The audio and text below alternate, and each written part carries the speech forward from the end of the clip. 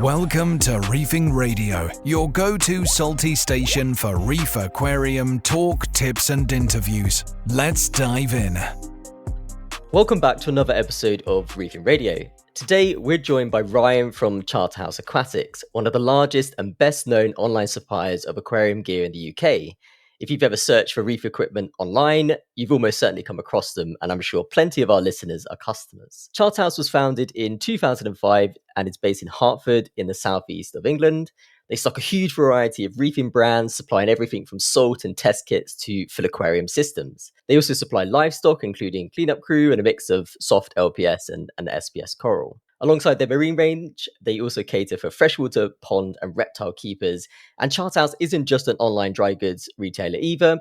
The Charterhouse design team offers a custom aquarium builds, installation and maintenance services. You might have seen Ryan before. Along with Steve, he's one of the faces of Charterhouse TV, their YouTube channel on which they showcase and review a wide variety of reefing gear. We'll be talking with Ryan about what it's like behind the counter of an online reefing retailer, diving into the history of Charterhouse, current market trends, and the challenges of running an online store. Ryan, welcome to the show. Thank you for inviting me. Thanks for having me. Yeah, you're very welcome. So as always, I'm joined by Gareth and James, my co-hosts. How is everyone doing? I'm doing good today. I've been having some reefing woes compared to my previous little introduction. So I've had some good reefing months, but I've just hit this patch of not ideal coral health. And so yeah, in a nutshell, I've been building a cattery is what I've been describing it as. So kind of like a cattalophilia garden. And I think, unfortunately, I might have purchased a cat which is ailing. Got two at the moment, which are looking pretty ropey. A third one's on its way. So I suspect when I touch base on our next recording, it's going to be sad times for the cattery, which is frustrating, but we'll see. We'll keep it going as best we can. Yeah, that's a bummer. They're known, right, for having this specific disease. Yeah. I was going to say relatively common. I feel like that sentence has been said a lot. Yeah, just done so well so far that I've had two that I've had for a while and they've been doing well. And I've just bought three in the last 2 months. So I got a couple from Aqua and I got a what I was particularly pleased with is a black cat. You don't see them that often, but obviously the black cat's one of the ones that is in the quarantine really struggling. And another one actually was quite interesting until it started looking ill. Was it was already starting to retract, but I was looking at it and it had a few holes in it, clearly been boring bivalves and things in it. I was like, I'll just have another look just to check. And I found like right on the edge of the flesh and the skeleton band was a gall crab. So I managed to fish that out and I thought, yeah, I've nailed it. And then a week later, it started to look really sad. And then a week later, another one looked sad. So not just the gall crab. I thought I'd cracked it. I was like, yes, nailed it. But there we go. It's how it goes, isn't it? It's the risk. But we were chatting offline, weren't we? That you get to a point, it's like, when do you quarantine everything that comes into your tank? Because it's a risk, isn't it? Like, at what point is it too much of a risk? And I mean, I've gone over it this time, but would I run a QT tank? Probably not. Will I do one in the future? I think I might do, but I don't know what I'm going to quarantine it with. Yeah, I think there's real life logistics of running a QT in a domestic environment. And then there's also defined quarantine. Yeah. You know, at what point are you brave enough to, or happy enough? And everyone has their own set of targets, I guess. So don't beat yourself up. You need the lows for the highs. Yeah. Yeah, that's it. It's difficult when animals are involved, obviously, but, you know, these things are part of it, unfortunately. Definitely. We had a good chat, didn't we, with Christian on the last one, and he said something really like that hit home to me. It's like, enjoy the time you've got with the animals. I think that's a really nice way of looking at it, because it hits me hard. I'd say when an animal's ailing, I don't like it. It leaves me feel a bit useless. But as I said, you got to enjoy it once you got them. So yeah, that's trying to put that into practice, but it's tricky, isn't it? It's a mantra to follow. It's not always easy, but you just got to keep that in the back of your head, I guess. Definitely. James, how are you? How's your tank? The tank's going pretty well. It's lit up like a Christmas tree. I don't know if you can see that, but the the top of the tank is so bright you can't even see any definition. It's overexposed. And that's because I've added some mangroves to the tank. So cool. I got some reds and some orientals. And yeah, I'm cooking them. I think I'm cooking them a little bit too much. I don't really know what I'm doing. I mean, I'm reading a lot about it on the internet, but I've got no real life experience. It's quite exciting. It's like starting reefing again. You know, when you start and it's like you're testing the waters and giving things a go, and you know, what does it look like today? Have I messed it up or not? But I'm also discovering that I think the reds and the orientals need completely different things. Like I think the reds want more light, orientals want slightly less. Orientals want slightly lower salinity. I think the reds are absolutely fine with it. Orientals don't seem to like to have too much of the sort of sprouts or the stems covered by the salt water, whereas the reds seem to be happy to be completely submerged. Well, to my very limited knowledge of 2 weeks, so I'm looking forward to seeing where it goes. This is a real experimental tank now. Like every week, it's something different. It was SPS last week you were thinking about, and now we've got mangroves in there. It's really cool. Cool. What about me? Yeah, my tanks are ticking along. I discovered some. What's the lettuce-like algae that you really don't want in your tank? Yeah, I saw a little bit of that in the SPS cube behind me earlier, and I think that can be really invasive, right? So I'm not really sure what you do about that though, because it's too small for a fox face. Well, I'll tell you what you do. You add a small fox face, Okay. let it graze it, and then when it gets too big for your tank, move it on to Gareth, because he will have inevitably moved his one on because it's done something naughty. Yeah, I have seen some tiny ones before, but problem is I've got a 6-line RAS, and I think it will go bonkers if I add anything else to that tank. So yeah, I don't know. Maybe I've heard peroxide is good, but I don't know. I need to think about that. I only just saw it today, so I don't. Have you ever dealt with any of these? Dealt with this macroalgae before? No, not that particular macroalgae. What was that stuff from America that got a real bad rep because they Vibrant. That's Vibrant, yeah. I was thinking that as well. I'll sort it out. I have had it, and the fox face absolutely smashed it. So it would fix it, but it's not a long-term solution, is it? Yeah, it's only 90 liters. This tank behind me, so it's really pushing it, even for a little one. I think You just need an excuse to get a bigger tank.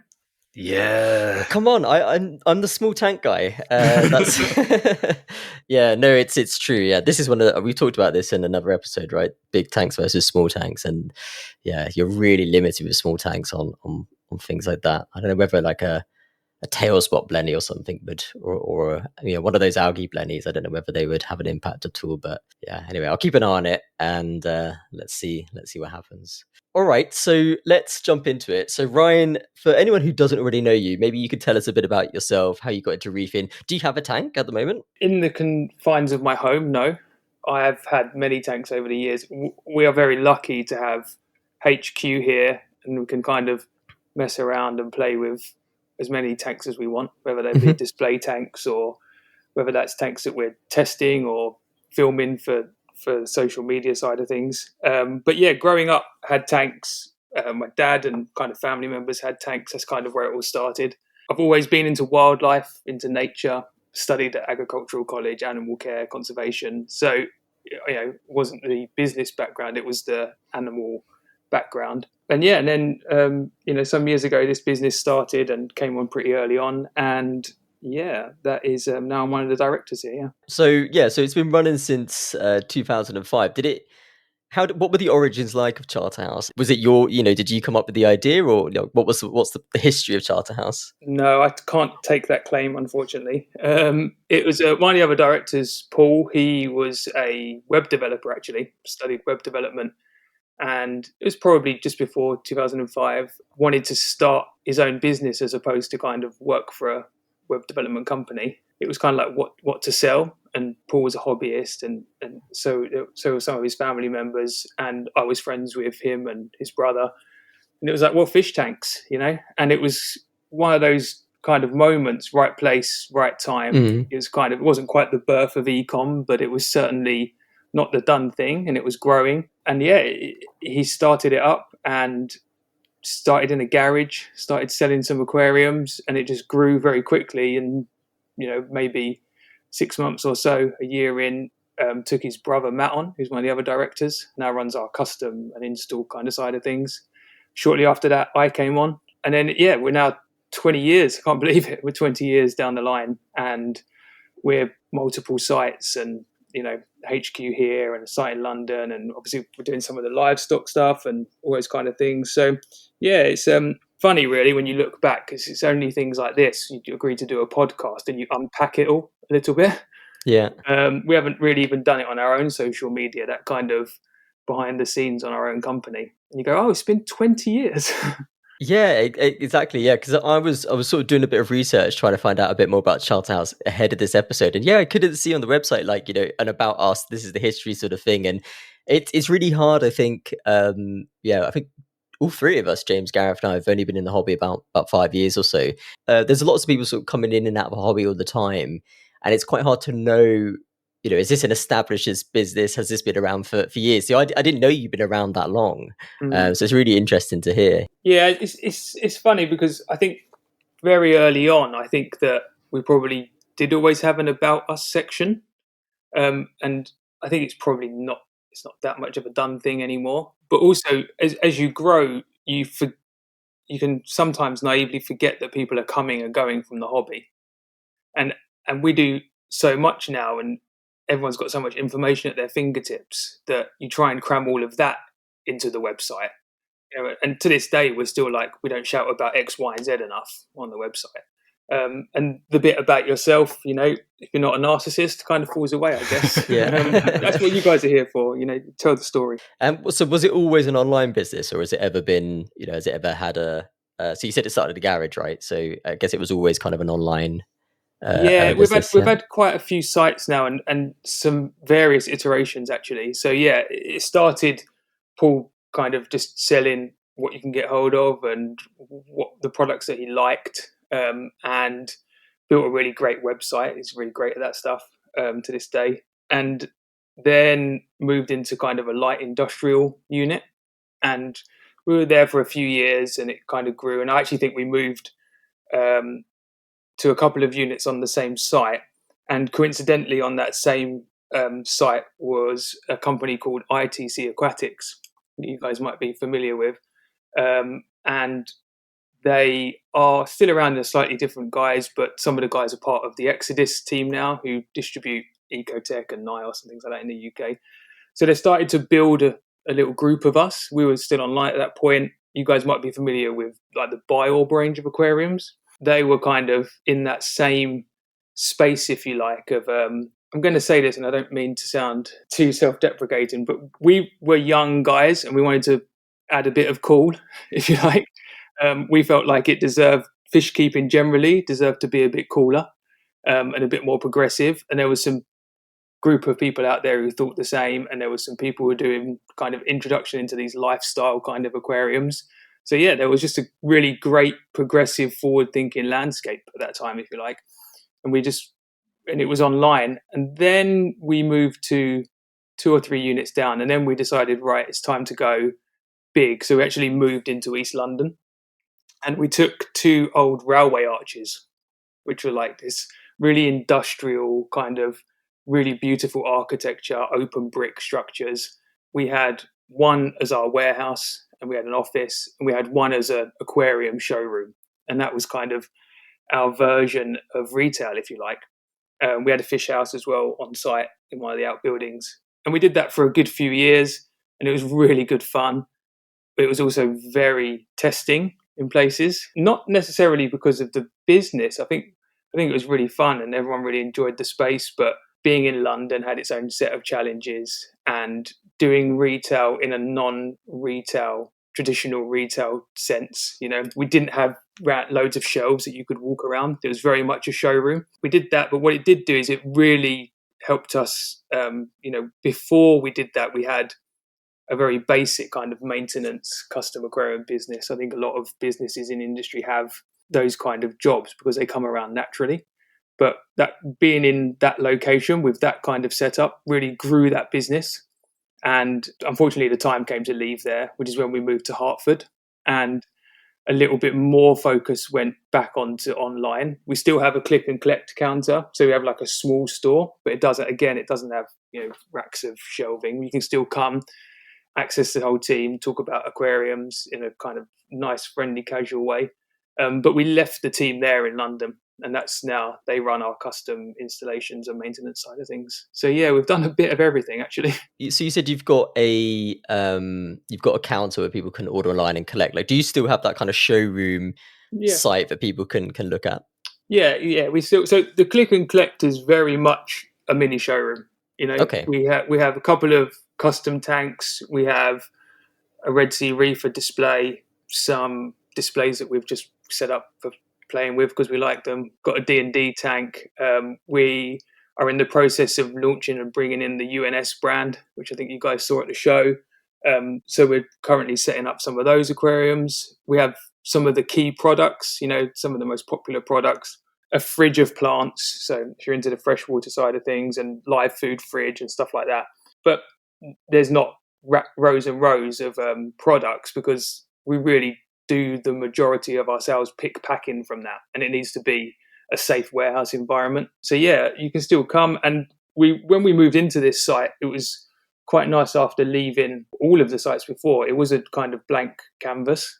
It was a big industrial unit with a door on the front, and that was about it. So we managed to cut it up, and the click and collect, and then our customer service kind of area where Steve and Marcus and some of the guys that your listeners might be familiar with, they sit as part of that kind of front of house, if you like. So when you come in, you still get that kind of experience. And then the warehouse is behind that. We have some glass doors, so you can see the ongoing infrastructure. So you still feel connected to that, as opposed to some of the click and collects that might be out there where you do just place an order online and they ask you for the last 4 digits. That's cool. So do you said you've got display tanks set up there. Mm-hmm. So do you have a tank, your tank that you run, or how does that work? How do you still get to sort of play around with tanks and equipment and stuff yourself? Yes and no. It goes in cycles. I think when, like with any business, I think there's challenges, and you're dealing with things that need to be dealt with. There are times where you are more proactive, getting my hands wet for sure. And there are definitely tanks that you kind of subconsciously take ownership of. And I haven't had one for a while, but mine has been one of the UNS paludariums that I set up for the show. It's only a small one, but I'm really into that kind of idea. It's funny, James, going back to your mangroves comment, just where I've ended up is I want to take that side step every time. I don't want to downplay it, but there's a Red Sea Reefer set up as a mixed reef is a wonderful thing. Like, we're all hobbyists and we all love that stuff. But when you've been doing it for 20 years, you do want to just do something different or try something different. So I often find myself doing that. We've got this going Reefing Radio. We're going a bit into freshwater, so my apologies. But we've got a big aquarium that came from the showroom, actually. In the showroom, it had a couple of different lives. Originally, it was like, so this is a 3 meter by 18 inch by 22 inch, I think. It's a big old tank set in the wall. But originally it was in the showroom, and it was an Ecotech display aquarium. So it had radians, it had MP60s, it had kind of those fluorescent beads that you could see what the modes of the pumps were doing and that kind of thing. And then it kind of transformed a few years in the Arches into a big predator tank. So it had like an epaulet shark and some of the big groupers, and some really big urchins and stuff. It was just this cool tank that when you walked in, you could kind of look through it into the other aquariums. And because of the dimensions, we decided that we'd keep hold of this tank, and kind of knowing that because it was a display tank that was Euro braced, it never had a weir, because originally it was never designed to be filtered. It kind of got an ad hoc add-on weir that never really worked. It doesn't really turn over a lot of water. So when it came here, we were like, let's just make it a nice, really nice freshwater aquarium, and we can plant it and do all that kind of stuff. And because it's so big, part of the click and collect is you get your regular customers, and customers would come in and say, oh, this has outgrown the tank, and this has outgrown this tank, and can you have it?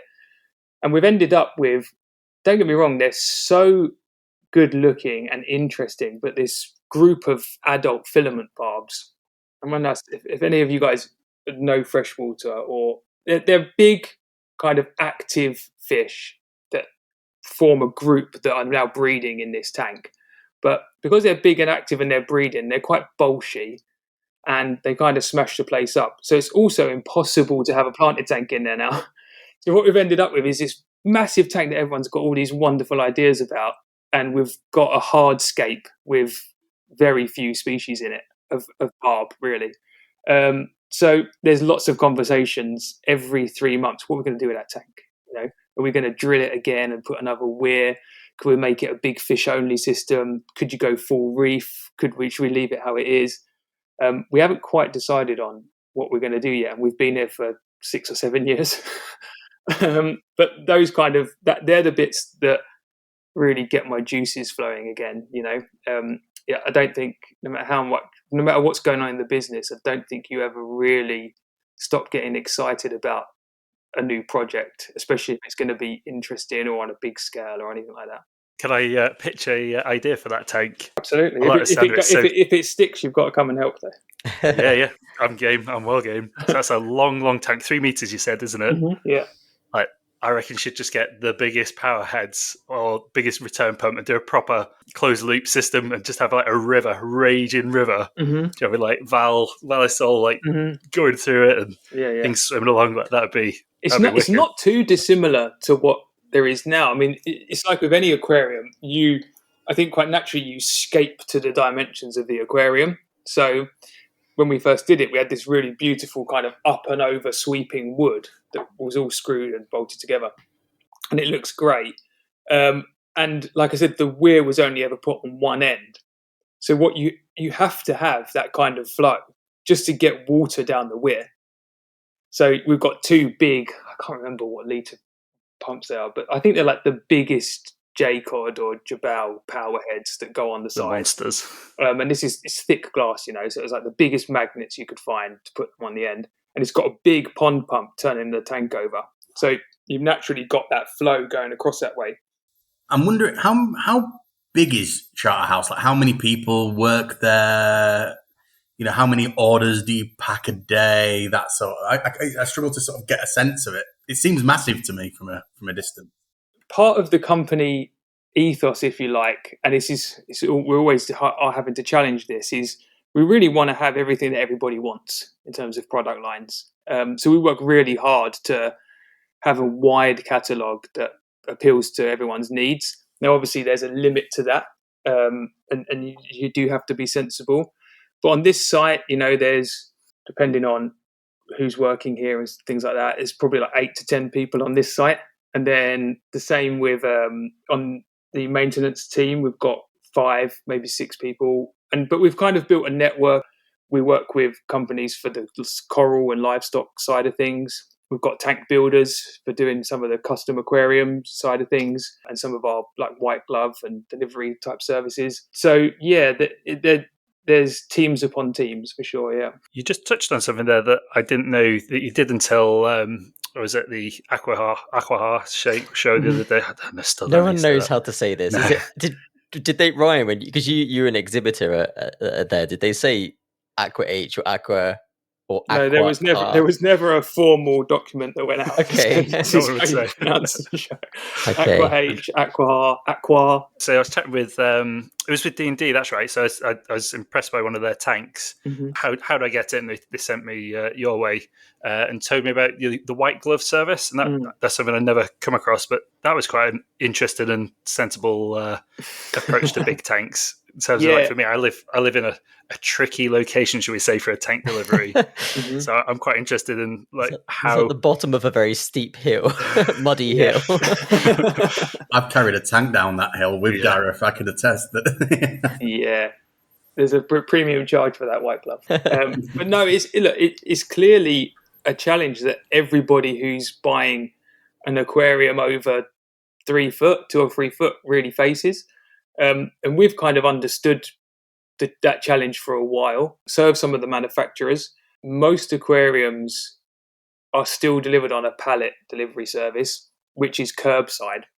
So, you get a pallet delivery and most of the time that network's actually really great and things get there safe.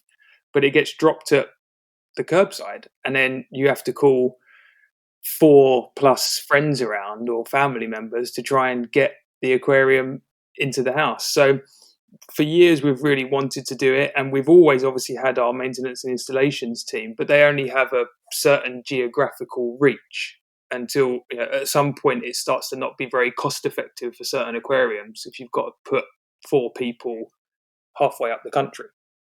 So we've worked hard to team up with lots of groups of different people across the UK, basically build a network where we can offer that service for most of the country and a sensible price. Yeah, I thought it was reasonable, really. Like, having looked on the website afterwards, I was surprised. I thought it was a fair amount because, as you say, by the time you got 4 mates over, paid for some beers, got some food, and I thought it was very reasonable. Yeah, I'm pleased you said service. that, because there's a lot of conversations about that for a long time. There's a lot of logistics behind that.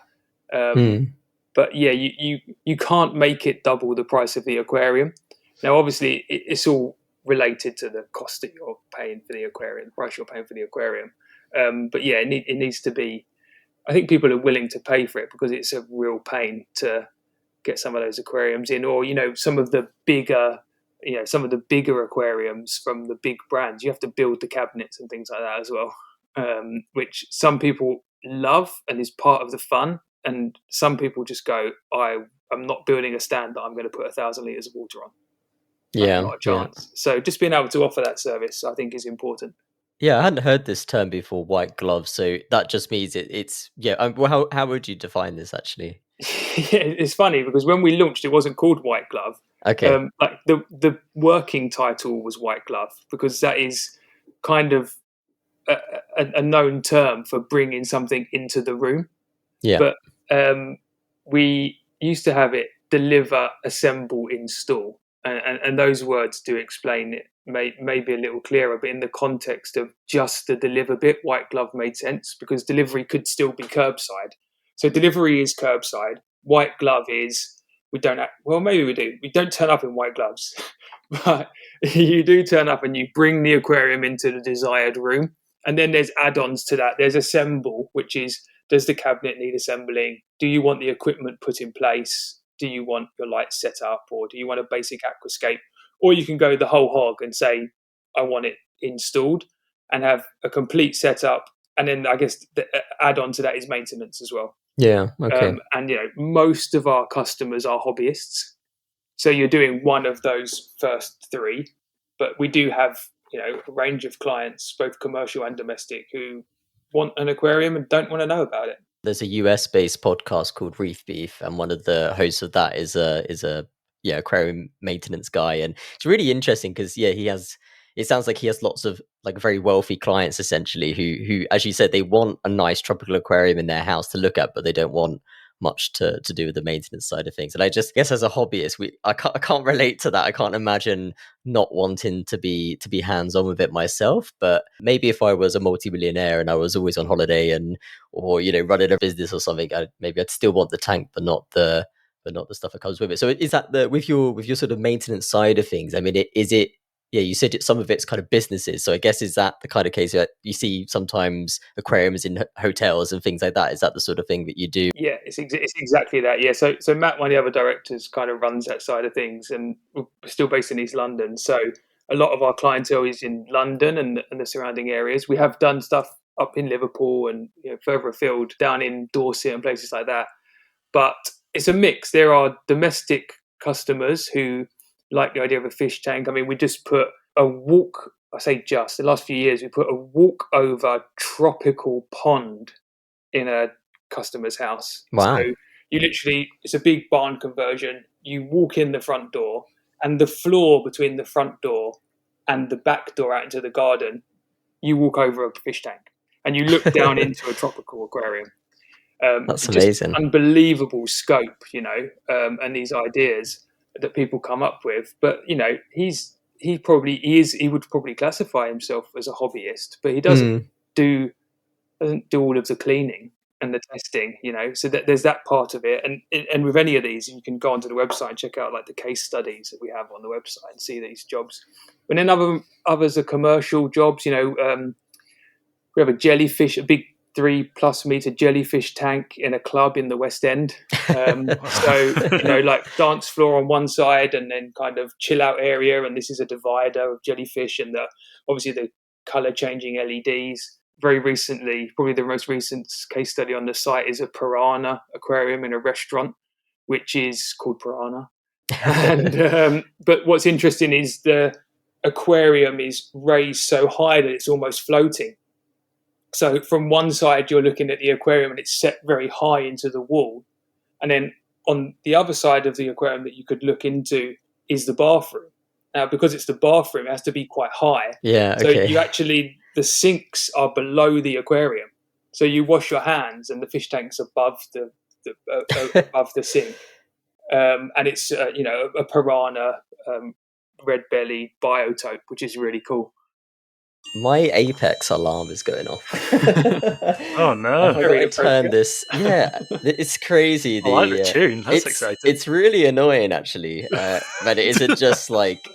I wish it just beeped. I don't know why it has to do a song, but give me a second to just turn it off. It's quite a harrowing song. It means something's gone wrong. Your tank is leaking. Yeah, I'm trying to see what is the issue. We're not allowed to talk about leaking tanks. I've got a Gen 1 big old Red Sea, so leaking tanks don't exist. Hence why I'm looking at a new tank. I actually don't know what the problem is. I've not had a notification. That's really strange.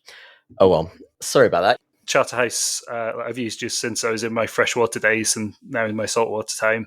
And I like the fact you've got livestock because like primarily I always think of you as a dry goods store. Actually, your livestock is would it be right in saying it's an expanding area? Is it something you're building or is it? It's something we've done for a long time, actually. And it probably should command more attention than it does in some respects. But it's kind of back to what we were talking about before, is that there's a lot going on that website. And it will have more focus moving forward. We team up with a company called Eco Marines. I don't know if you guys know them. Oh yeah, Laura over there, she's great, and the name suggests it's Eco Marines for a reason. She focuses on that kind of sustainable, eco-friendly farming and sustainable collection of corals, which aligned with where we think that we want to be in terms of corals and inverts. And it is just corals and inverts because at the moment we feel like that's what we've got right in terms of shipping. She's actually the chair of Awata at the moment. So she's very involved in that kind of farming, sustainability, supporting local communities and kind of putting the corals first. So you're getting well-rested, grown out if they're farmed corals directly to your door. I'm no expert in that, which is why Laura does it, but maybe she should be a guest. Yeah, I've just written down Eco Marines as a guest.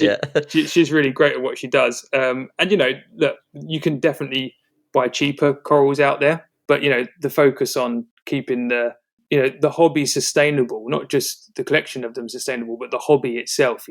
Making sure that the right corals are in the country at the right time with the right paperwork and all that kind of stuff is something that we should really focus on. And the same with collecting, supporting local communities. Farming comes up so much. Don't get me wrong, it's great and everyone should be doing it, but it's not always viable. And if we want to keep variety in the hobby, I think that we need to support sustainable collection as well, because it supports those local communities and in turn they look after the reef. And if they don't have that income, they're not going to see that as an asset for income. So, there's all of that goes into it. So a company like that is, we're pretty proud to be working with her. What's the reefing industry looking like at the moment from a perspective of a retailer? And, what are some of the sort of key trends that you're seeing, some of the key focuses that customers have got? It's changed a lot since we've been doing it. It's funny. It's another one of those questions that doing a podcast prompts you to really think about. Especially reefing. All aquarium kind of niches have really moved on, but reefing particularly has just gone mad. And over the last, not even just 20 years, but the last 10, 12 years, it's like totally accelerated. So, the average hobbyist now has got computer monitoring, has got high-end equipment that you couldn't even have dreamed up just, even 5+ years ago. I think that there's been some scaremongering. Scaremongering is probably the wrong word because I'm not sure anyone does it intentionally, but cost of living is a real thing, and the cost of running your aquarium is a real thing. And in turn, the cost of equipment is challenging in some respects. But I don't believe there's been a mass exodus from the hobby. I think people have definitely shut down large aquariums at the height of the energy crisis. But I think most hobbyists, it would be the last thing they get rid of. Kids out the door first, stop eating, all that kind of stuff. But yeah, there's definitely been a shift. So nano tanks or smaller aquariums have definitely become a thing. Even some of the more affordable, what I would call glass box sections, have certainly become a thing, so that then people can focus the attention on the equipment that you really need. It really is still alive and kicking, and definitely kind of nano tanks, monitoring equipment, understanding your reef more than ever, ICP tests, things like that. It's not been very long that we've had the level of ICP testing that goes on right now. Knowledge is power. I think people say that, but you can also know too much, I think. But that's a whole another conversation, and we can come on to that if you want. And I do think buying habits have probably changed a little bit. People don't leave the hobby because they've got less disposable income. They just engage with it in a different way. Maybe there was a point in time where people would go, "Oh, I'll try a Radian." Maybe there wasn't lots of people doing that, but at some point you try a new LED or you try some new bit of equipment. Now you might try a different ICP or some new food or some bacteria product or whatever it might be. You just engage with it in a different way. How do you stay on top of all of that then? If it's, it sounds like it's been fairly fast evolution from a reefing perspective. Fast. As a retailer, how do you make sure that you're staying ahead of the curve there, that you're bringing in the right brands, the right products, working with the right people? I think luckily for us, we're all hobbyists. So you're just doing it anyway. And, I mentioned that, from the very start, we've been surrounded and built relationships with a lot of the manufacturers and distributors. For us, it's all about success, right? It's all about making a hobbyist successful and enjoying it, because then we nurture our future customer. So it's all about that. But also, everyone's trying to run a business. So there is this kind of people constantly pushing for the newest product, the latest bit of innovation, because you want to be ahead of your competitors and what it might be. And generally speaking, we are aware of them because you're a hobbyist, and the good ones stick on their own because our customer base decides. In reefing particularly, there's definitely trends, whether that's like a fish or a coral or a rimless tank or a not rimless tank or a strip light or a cluster light style light, whatever it might be. There's definitely trends, but all the things that really work despite the trend outlive it. What gets left is the really good lights, the corals that everyone has really great success with, or the bottled bacteria that clearly gives you a great biodiversity or cycles your tank quickly. So it's not easy, but I wouldn't say it's a conscious thing that we're aware of. We get UNS is a prime example. I only knew about UNS from being a hobbyist because I saw them, whether it's social feeds or on a forum or whatever, and pique your interest and you go, oh, they're amazing. Why have I not seen those before? And then we're in the very lucky position that I go, okay, well, maybe we'll sell them. And stars align and things happen, and you end up representing what I think is going to be one of the most exciting brands to come to the UK in a while. Are there any products or either product lines or companies that you've sort of seen disappear over the years that you were kind of surprised, or they never quite got going, or or any trends that you think, okay, you thought this was going to be the next big thing, and then it's kind of disappeared over time? Yeah, definitely. Yeah, I mean, things that have grown that have caught me off guard are things like man-made rock and things like that. If there were two main things that over the years have really changed the layout of or kind of the reefing scene, it's man-made rock and LEDs for sure. Live rock was such a big part of the business when we started, and it was there wasn't another option.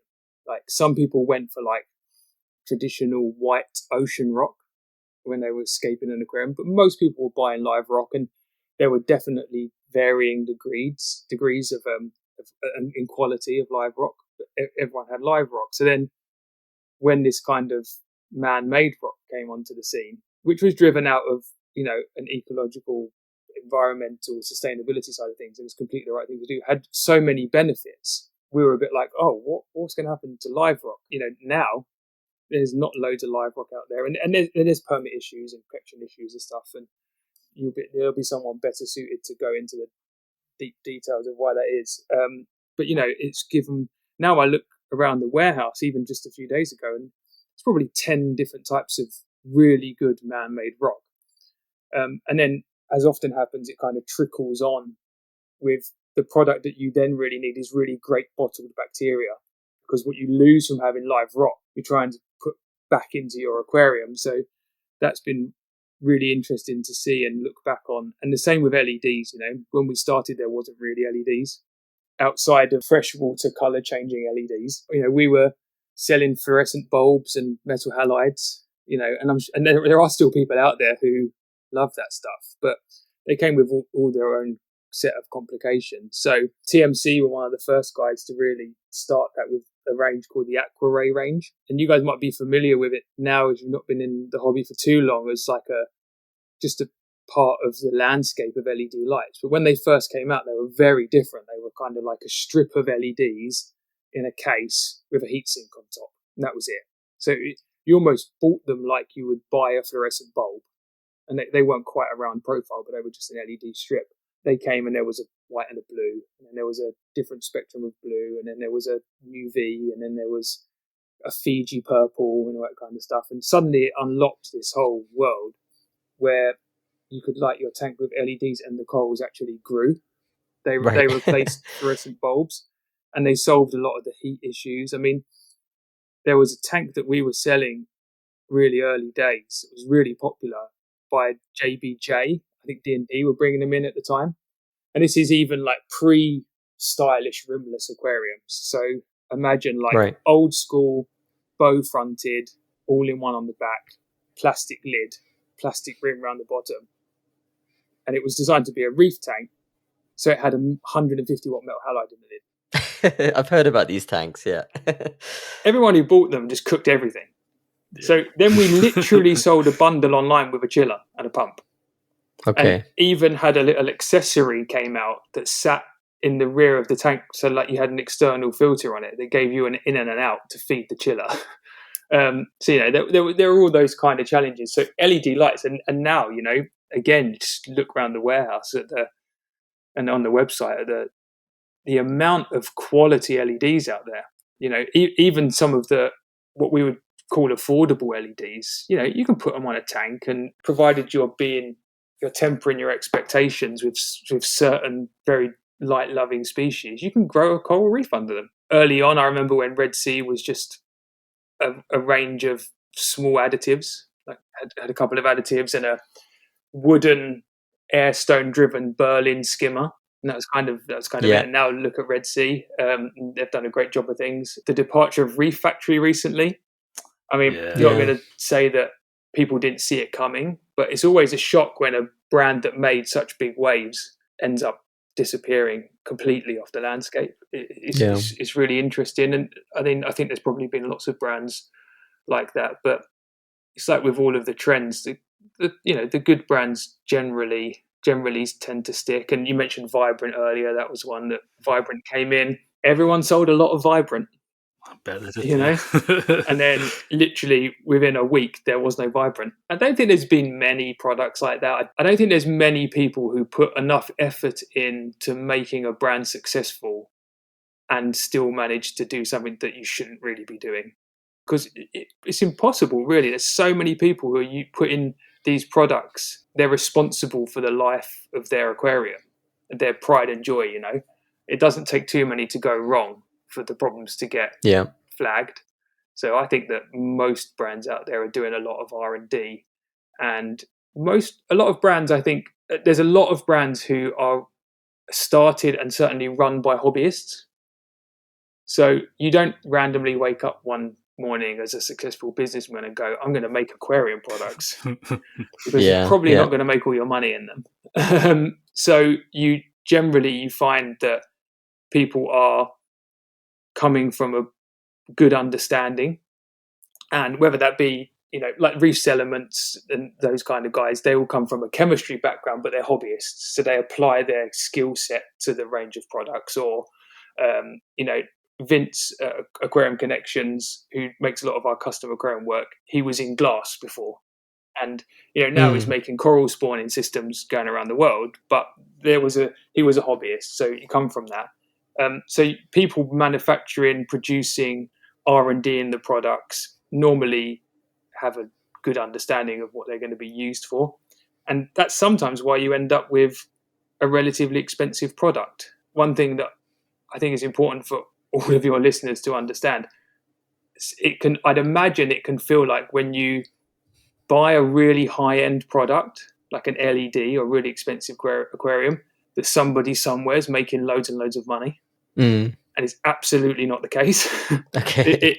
It's just that this isn't mass scale production for anyone. Even freshwater products, like, I don't know, Tetra Food, if you like, something that a food brand that everyone's selling, they're probably, you make good margin on that product, but they've been around for a long time, and the price needs to stay competitive at the lower or middle end of the market. You're talking reefing products. You're making a very small number of products that are usually very complicated and that need to be highly refined in terms of their manufacturing and R&D and things, that by the time you get it to market in a territory and someone has to handle it and store it and deliver it and get it to somebody and market it, unfortunately the price does end up being expensive, but you're paying for all of that, all the things behind that, Yeah.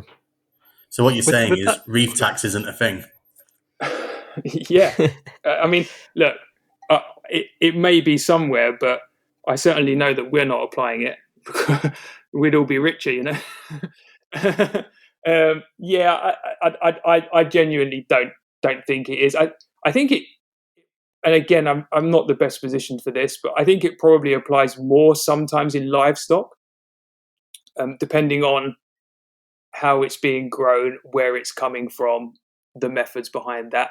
But in terms of dry good, how many of the best products, whether it be an Apex, a Trident, or an Alcatronic monitoring system, how many of those are getting hand built somewhere and delivered?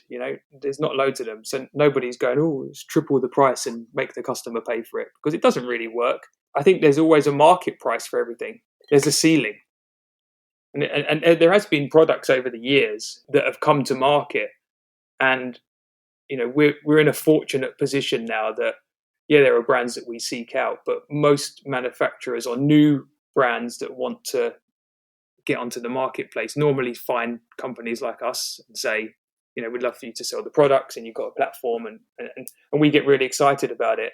And then by the time it gets to market, you look at the price and you just go, it could be like Reef Elixir that gives you an immediate brilliant aquarium. But if it's going to be that price, no one can afford it. So there's a whole complicated world out there behind that kind of stuff. For a bit of perspective then, what percentage would you say is of sales are freshwater to saltwater? Because I always wonder what, like, as a nation, how many freshwater to saltwater we have, because it is a niche hobby, isn't it? And as you say, like buying power and things for a smaller hobby. But, and good. It's interesting that we've talked about this a lot, obviously, and I don't think that the numbers really exist. I don't think that they're out there in the public domain. And we can obviously look at our own sales data, and places like Awata and competitors you have good relationships will understand their share, but I don't think anyone really understands the industry.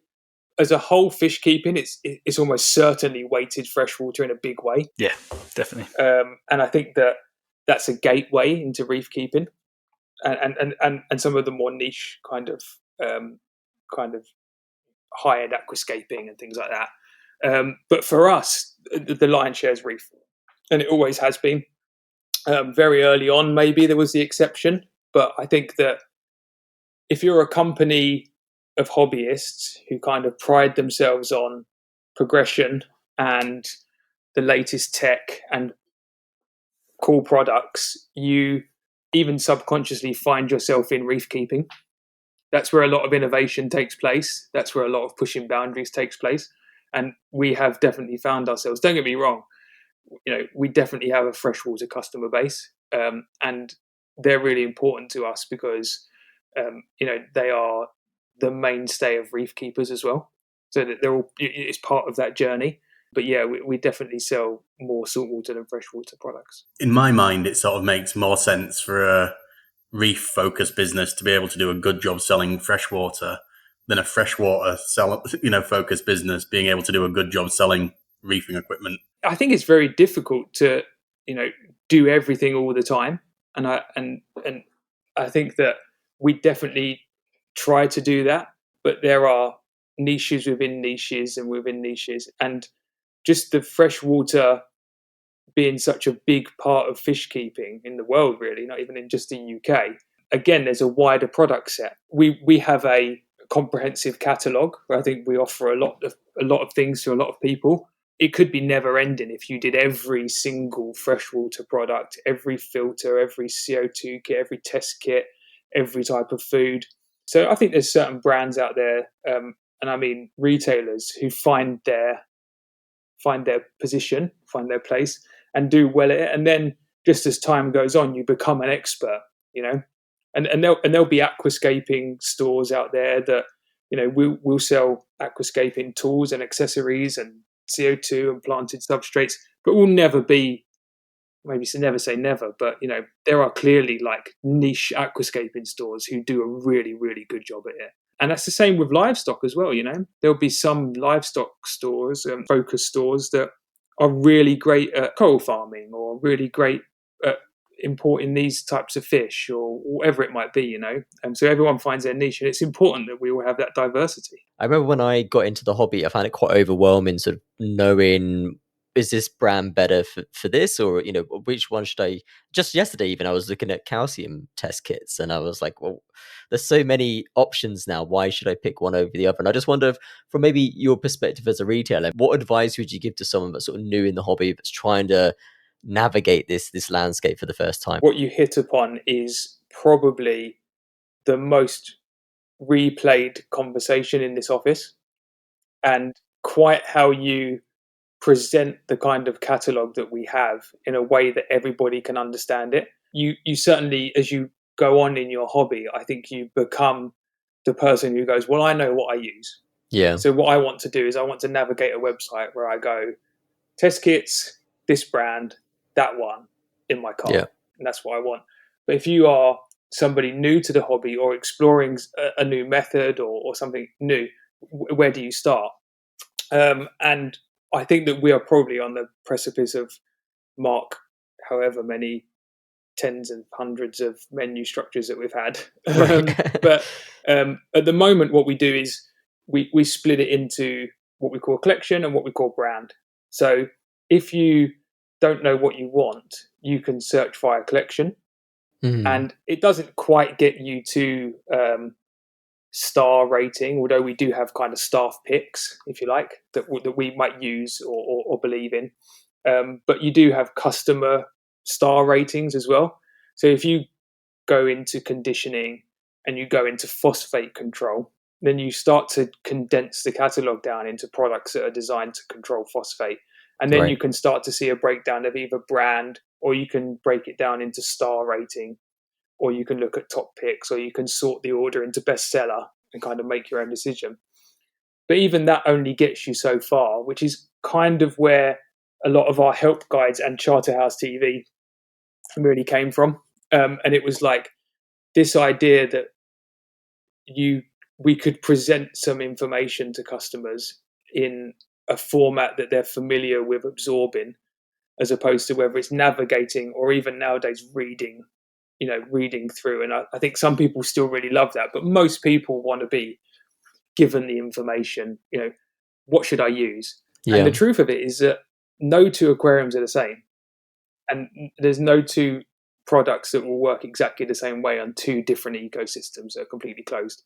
So with Charterhouse TV, if you were doing some product comparisons, we can pick normally the best sellers and then just give you a breakdown of what their features are. And then that person might be able to decide what might be best for them, as opposed to us saying, you should use this product. Because I've quite literally had aquariums in the same building where one thing works for one tank and it doesn't quite work the same for the other. And you'll have all been there, you know. So yeah, it is really tricky, but I think us and, you know, other influencers and YouTubers and the age of information, you know, there's so much information out there. We talked about it briefly already, is that there can be, I actually think there's too much now. Yeah. Because even myself, you just can get totally overwhelmed or go down a rabbit hole and try and do the wrong thing. And it's not necessarily that you won't find the right answer, but it can become unenjoyable if you're chasing something because it worked for somebody else, right? And you get frustrated. So it can be difficult. But there's some people out there, who you guys included, you know, who are so into it that you give a lot of time and effort into providing a platform to share knowledge. And what a great thing, you know, everyone can share it. You touched on something there, but what I notice is that a brand might be known for something and then they seem to expand. And so they'll start making their own food and they'll start making their own dosage supplements, and then they'll start making their own skimmer and things like that. They seem to all kind of go that route. And I sort of contrast that with someone like Salifert, who just, all they seem to do is make test kits. That's all they've done for decades, it seems. And they do that really, really well. And I don't know whether that's a good thing or a bad thing. It's like you say, it almost results with a very saturated market. And I mean, you look at something like Reef Factory, and I think one of the reasons, well, you know, we don't know why, you know, what went wrong there, but, you know, there's speculation, but they reached too far too soon, sort of thing, tried to do too much too soon. And I guess, I don't know, what's your perspective on that? As you said, it's almost too much choice. And I wonder, does every aquarium company need to make their own line of food, for example?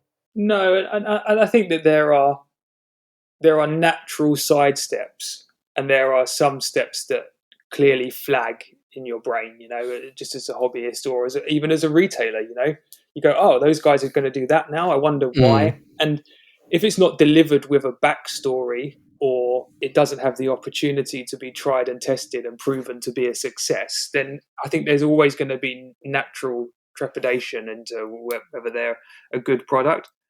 I think some of the big brands have the infrastructure and have the facilities to move into other areas. You can make good supplements and good hardware, but you need to be a brand that is capable of doing that, and you need to have people who are good at manufacturing and good chemists and all the rest of it. But yeah, I don't think anyone can deny it gives a brand if you are someone like Salifert and you go, we do test kits and some conditioning, but particularly test kits, and we haven't changed even the packaging for 20 years, and because we don't have to, and because the price point is right. And that's the other thing, price point comes into it. And it's actually, this isn't a shameless plug, but where this kind of like Charterhouse Essentials range came into play, you know, partly the 3D products and partly some of our basics range. And it's because, going back to like this success, you know, we want everyone to be successful. There is a lot of products out there, but there is also, it's hard to choose between them. And some people, I think, sometimes feel like they're paying for something that they don't understand. So what we set out to do is say, right, what can we offer that we believe everyone should have access to?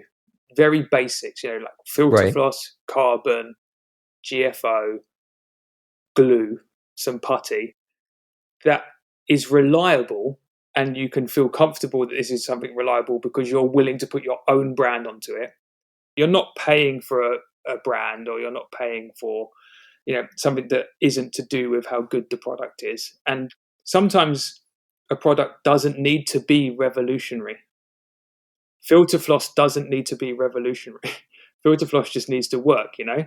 Unfair to say that for carbon, because clearly there's very different grades of carbon, and I've been through them looking for the Charterhouse carbon, believe me.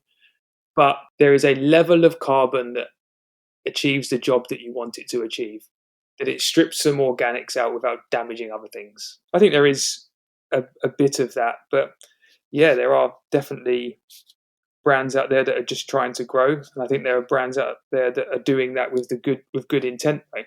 Yeah. And there will be. I think most of the brands out there tend to stay in their lane, and again, going back to they're the ones that are always successful. I don't think there's too many brands who really do everything. I didn't mean, but they're doing it, they're all doing it with good intent, right? But yeah, you just kind of, sometimes you see okay, they're now doing food. Is that necessary, sort of thing? Or this person's got their own, like you said, line of glue, and they're saying it's, the best glue or whatever. And it's like, well, how good can glue really get? There's a limit to that. Oh, so yeah. And don't get me wrong. I think in any industry that exists, and it's difficult. And some people, and I'm guilty of this, and it's difficult when you have personal relationships as well. But you do become a brand fan. You find your brand, and it's sometimes based on that you align with what the brand stands for, or as shallow as you like what it looks like. But I think most of the time it's driven by you use one of their products that works for you. And you use something and you say, oh, okay, well, that really worked and I really like how it performed, whether it's hardware or supplements or food or whatever it might be. And then you naturally go, well, I'll go to the next product of theirs. And before you know it, if it's hardware, you've got full Ecotech suite, you've got full Reef Factory suite, and it's all off one app, and then you fall into that kind of trap that it's all controlled off the same platform.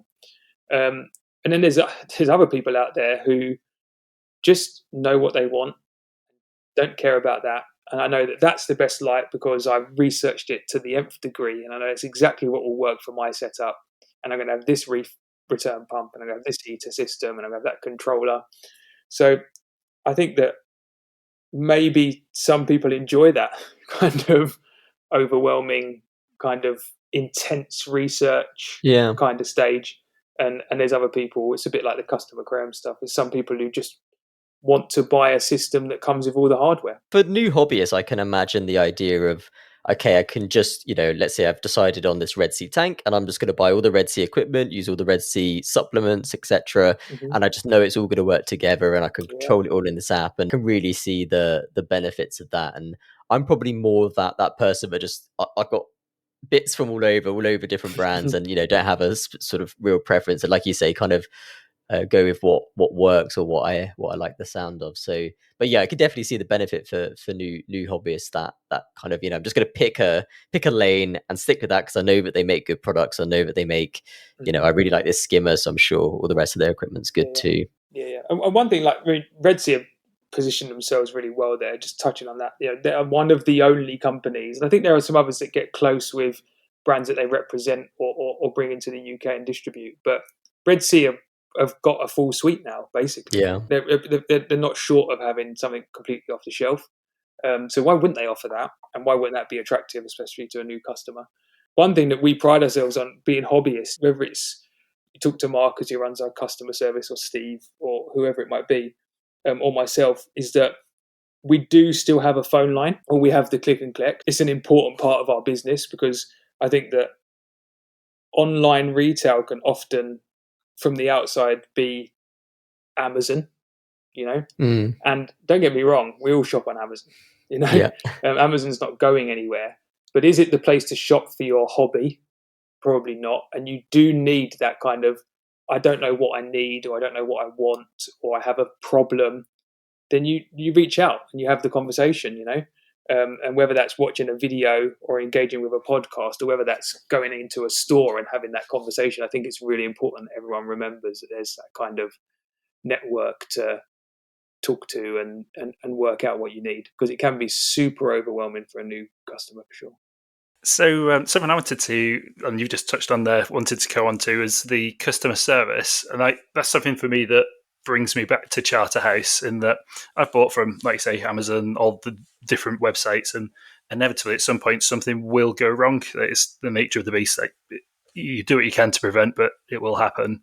And it's something that's always, I guess first taste, it surprised me is how far you as a company will go to see the customer right. Like, I'll quite often spend time like writing an email like, oh, this has happened, and doing like making sure I really laid it out clear. And every time I sent it to you guys, it's like, oh yeah, sure, we'll sort you out. And it makes me wonder, like, how much How much of your time and thought goes into that? First of all, thank you. It's so nice to hear when people say that.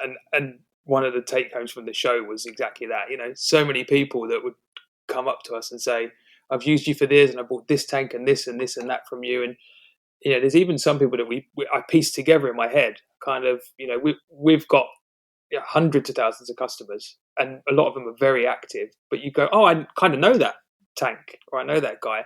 And we put it right at the top there. And it has to be in this kind of industry and in this modern day of e-com retail. Certainly when we started, there was definitely people weren't ready for the modern style of e-com, if you like. And we had our own set of challenges coming into the industry as an online retailer. And I think that a lot of people, and it's definitely changing now, but a lot of people think it's very easy you set up a website, you list some stuff, you sell it, take it to the post office, it's fine. And nothing could be further from the truth. And a big part of the challenges that you face, is aside of overheads that every business has, whether it be staff or stock or whatever it might be, and challenges in the world, is that where do you position yourself in the customer's eye? And who are you to the customer? Are you the faceless e-com guys, which I don't think we have ever wanted or ever been? Or are you a part of the modern retail landscape and still part of the hobby, and really want to be part of the scene, if you like, and you do that by engaging with your customer?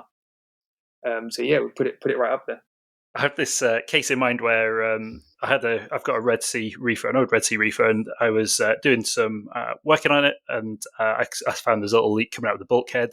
Did the classic thing, I'll just nip it a bit tighter, crack. And so I'm there at, I can't remember what time it was, 6 in the evening, 5 in the evening. What do you do? And I was Googling, where can I get one? I was like, well, I'll just wait for a couple of days from Charterhouse and I'll just have to make do.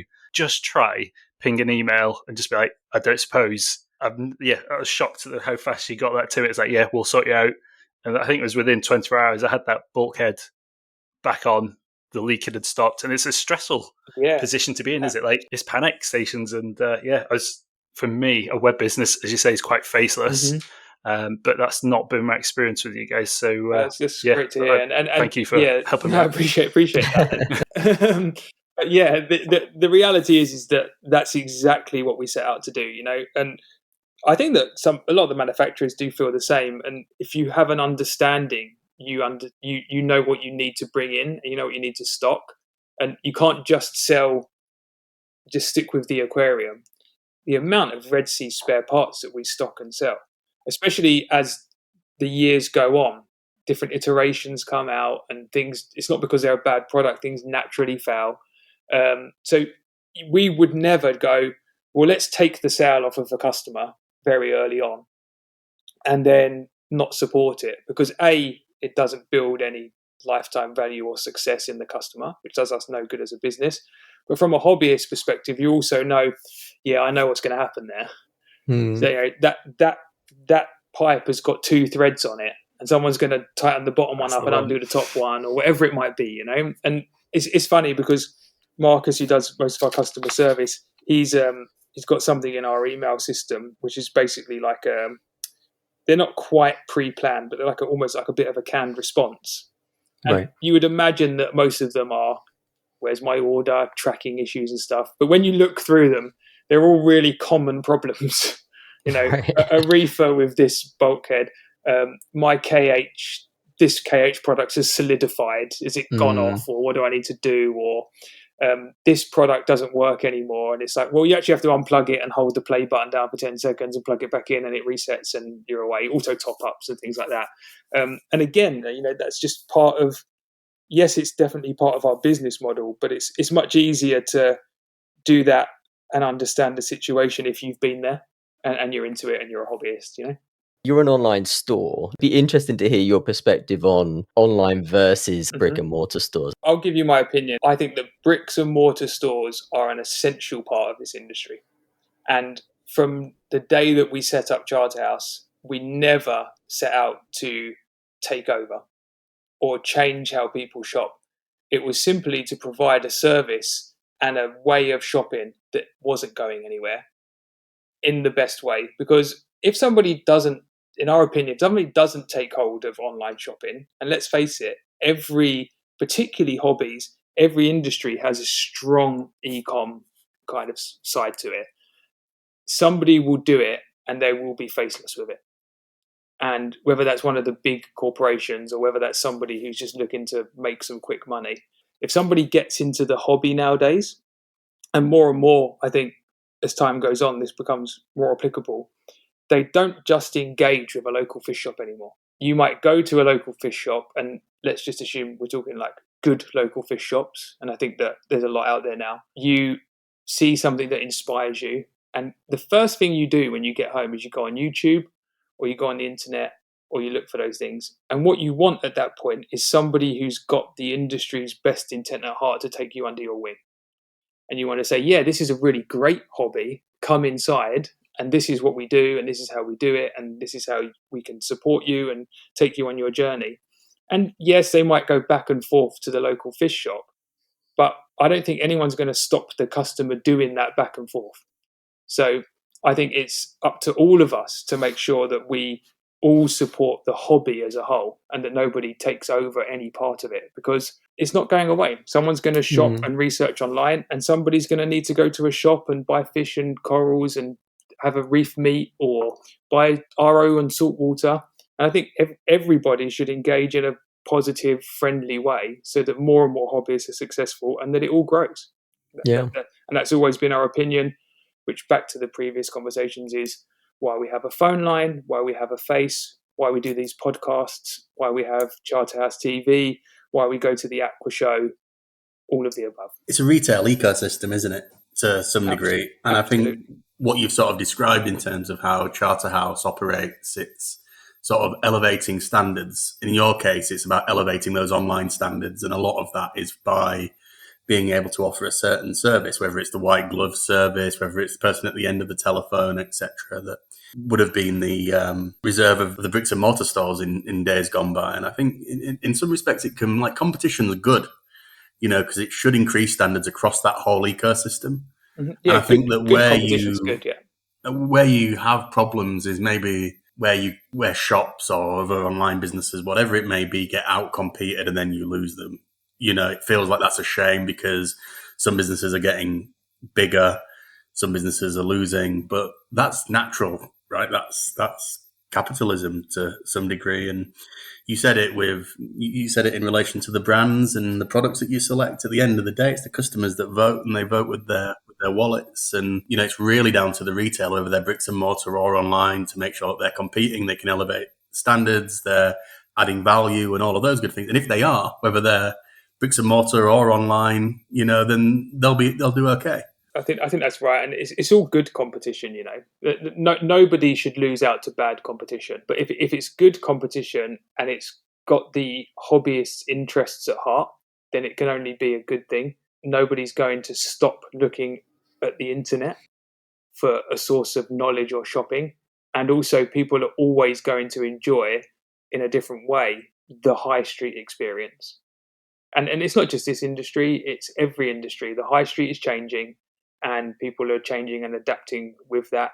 And I think there's shops out there that are doing a really great job, that are forward thinking and engaging with hobbyists in a different way. I suppose you guys know that I don't like buying livestock online, not because the businesses aren't doing a great job, growing the coral, marketing the coral, selling it, delivering it even, but there's just something about that in-shop experience that for me adds a lot of value. So I will drive 200 miles to go and see a particular shop that has certain livestock because I want that experience, and it's about that value add and about that quality. I mean, I think that's if you take that example, and that's very, very right that some people will enjoy that, and there's other people who don't have the option of a good, reliable local shop, maybe, or don't have the facilities to go and do that.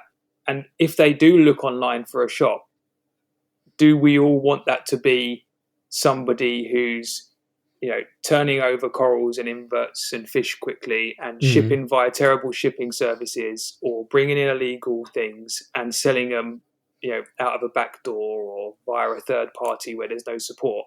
Or do you want that to be, even if it's a shop, a retail store with an online presence, do you want that to be a company who have some responsibility for what their actions are?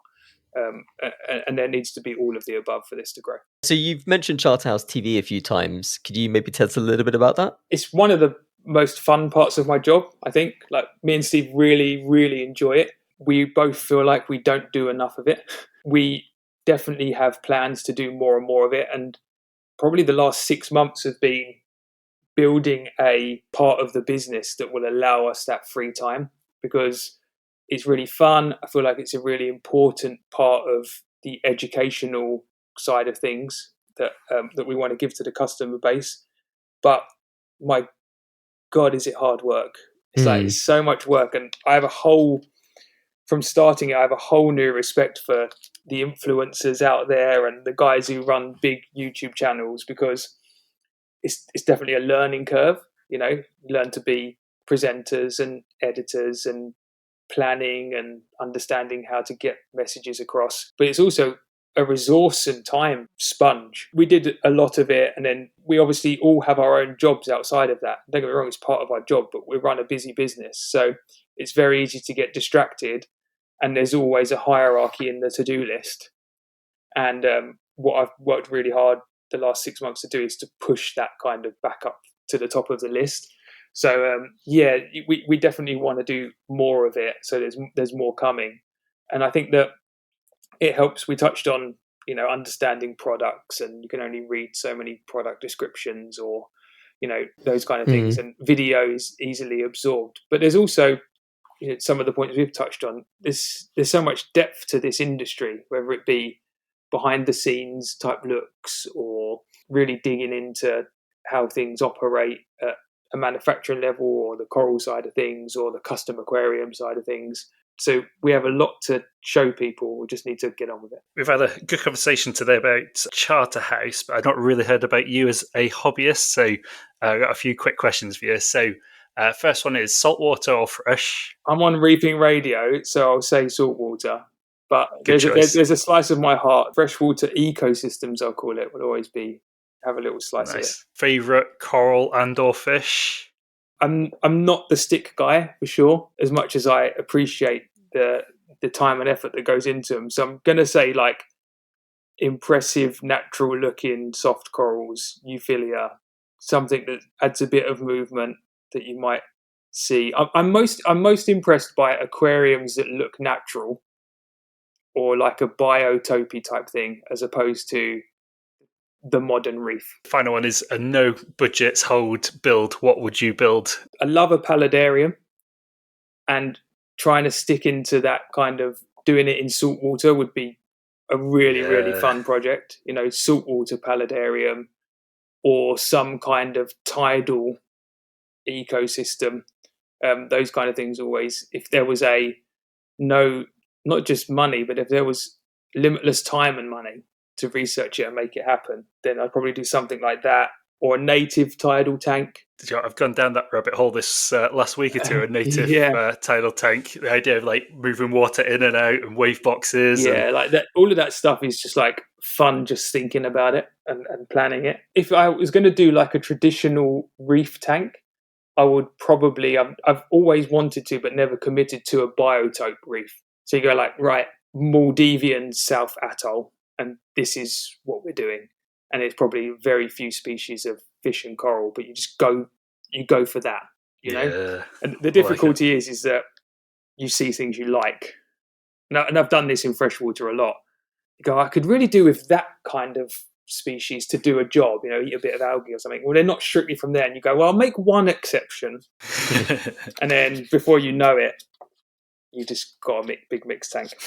That's probably a good place to wrap things up. Ryan, thank you so much for joining us. It's been really brilliant hearing about your insights and the story behind Charterhouse Aquatics and what you stand for as a company. Appreciate that. Thanks for inviting me in. Yeah, you're welcome. Thanks to everyone for listening. You can check out Charterhouse Aquatics online, charterhouse-aquatics.com, and Charterhouse Aquatics on all of their social media platforms.